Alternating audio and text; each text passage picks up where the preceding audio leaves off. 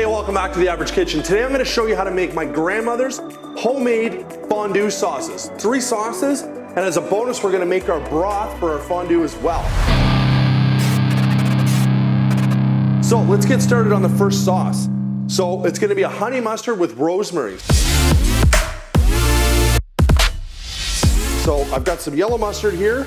So we're going to do a 1/2 cup mustard, 1/2 cup honey, and I've got a nice sprig of rosemary actually right from my garden. Now you can use dried rosemary. The only problem I have with it sometimes is the texture of it. It's kind of got that sticky kind of, texture. So if you had a mortadella and pesto, which I do have one, you could break that down so that you don't notice it, or sometimes I've strained the sauce afterwards. But in this case, I have fresh rosemary right here that we're gonna use here today. So we're just gonna spoon out our 1/2 cup of yellow mustard, and then we're gonna get our honey going. Now this sauce, because it's got honey, and because obviously it's gonna be a little bit thick to start out with, you're gonna wanna cook this on very, very low heat because you don't wanna burn it. So we're just giving the bear a squeeze here to fill up this 1/2 cup of honey. All right, so we'll dump that into here as well. All right, so just gonna give that a quick little mix here, and I'm gonna add some salt and pepper. Probably about 1/2 teaspoon of pepper and a little bit less salt, but again, that's all, like I always say, it's to your taste what you normally like. And we're gonna throw in our full sprig, and we're gonna slowly get that heating up on the stove. So if you just give me a second, I'm just gonna turn around and throw this on the stove. You can see it there. And then we'll get started on our second sauce. So now we're gonna jump in and do like a grape plum sauce. Beautiful, beautiful sauce on beef, chicken, amazing. Now, obviously these sauces, I always use them for fondues, but a lot of people do raclettes. Also would be a fantastic sauce for a beautiful raclette spread. So this one here, we're gonna start with this Heinz, is what we get here in Canada. It's a chili sauce. So it's kind of like a ketchup with a little bit of a twist. Chili, don't let the word chili kind of mislead you, like it's not spicy, but that's what they call it, a chili sauce. So I'll grab myself another spatula. So same thing as the honey mustard, it's a 1/2 cup of each. Now obviously you could double this recipe if you needed to, or triple. So we got our 1/2 cup there. Try not to make a mess. There we go. So we got our 1/2 cup of chili sauce. We're gonna use grape Concord jelly, or jam. I've always done these recipes with Welch's grape Concord jelly. Well, my wife yesterday went to 6 different places. And do you think we could find Welch's grape Concord jelly? No. So Canada again here, we're gonna go with a President's Choice grape Concord jelly. And we're gonna do a 1/2 cup of that as well. So much like our other sauce that's simmering on the stove, this has got a lot of sugar in the jelly. So we wanna make sure that we heat it up slowly on the stove. So we'll put our 1/2 cup in, and you can see, hopefully here, you can see how chunky that is. So we need to slowly heat that up on the stove to sort of break that down. The other point I wanted to make before I forget is these sauces, all 3 of them, freeze amazingly. So if you double it and you only use half, or even if you're just 2 people and you have leftovers, if you put it in a container, or even better, vacuum seal it, throw it in the freezer, freezes fantastic. So let's get this one on the stove. So the next sauce we're gonna do is like a chunky garlic, onion, tomato. It's amazing. So I've got a full red onion that I just gave a quick clean to here, and we're just gonna break that up and throw it into my trusty chopper here that saves a ton of time. Grab the lid on there. So that made pretty quick work of that onion. And we're gonna get that into our pot. And we're gonna put in oh, my eyes are burning, a 1/4 cup of vegetable oil. Okay. Whew. That one's strong. I gotta get this out of the road here. I'm crying. I'm not crying. It's just another day in the average kitchen. Onions are kicking my butt here. It's funny how sometimes onions are stronger than other onions. That one almost knocked me out.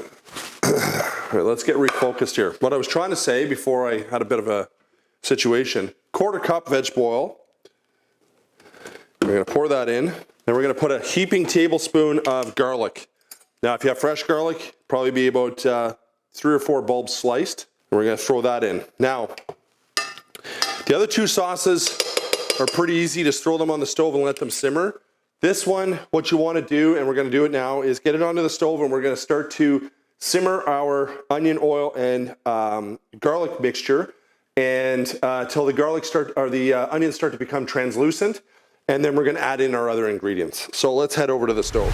So we'll start to get that fired up. So you can see here, Jamie, our Grape Plum, that jelly is starting to break down slowly, but we have it on very low heat. So that's coming together nicely.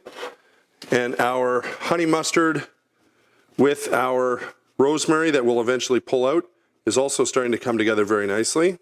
And now we're gonna start to simmer our onion and garlic. So while that's starting to simmer here and warm up, let's head back over to the island and mix up the other ingredients we're gonna need to finish this sauce. All right, so I need a 1/2 cup of ketchup. So we'll measure that out here. 1/2 cup ketchup. So we need a teaspoon of dry mustard. Put that in there. Mustard powder, dry mustard. We need a little splash of white vinegar. So we need a tablespoon of white vinegar. Pour that in. Salt, pepper, and then we need some Worcestershire sauce. Worcestershire sauce. 2 tablespoons. Worcestershire. So we're just gonna slowly give that a little mix. All right, so that's pretty good. So let's grab this, go back over to the stove and see how our onions and oil and garlic's doing. All right, so you can see it's starting to simmer. So we wanna make sure best we can, keep that moving.